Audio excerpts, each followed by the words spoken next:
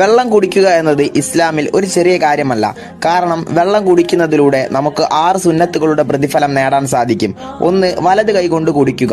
ഇന്നത്തെ കാലത്ത് നമ്മളിൽ പലരും ചെയ്തു വരുന്ന തെറ്റാണ് ഇടത് കൈകൊണ്ട് വെള്ളം കുടിക്കുക എന്നത്. ഹോട്ടലിലും കുടുംബങ്ങളുടെ വീട്ടിലും കല്യാണ വീട്ടിലും പോയാൽ മറ്റുള്ളവർ എന്ത് കരുതുമെന്ന് കരുതി ഇടത് കൈകൊണ്ട് വെള്ളം കുടിക്കും.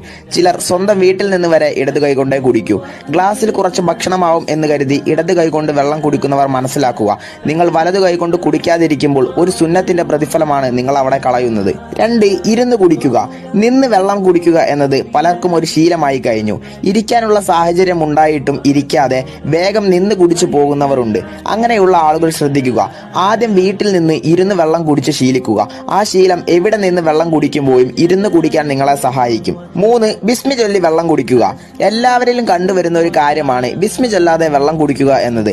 വെള്ളം കുടിക്കുന്നതിന് മുമ്പ് ബിസ്മില്ലാഹിർ റഹ്മാനിർ റഹീം എന്ന് പറയാൻ പോലും സമയമില്ലാത്ത അത്രയും തിരക്കിലായി പോയോ നമ്മൾ.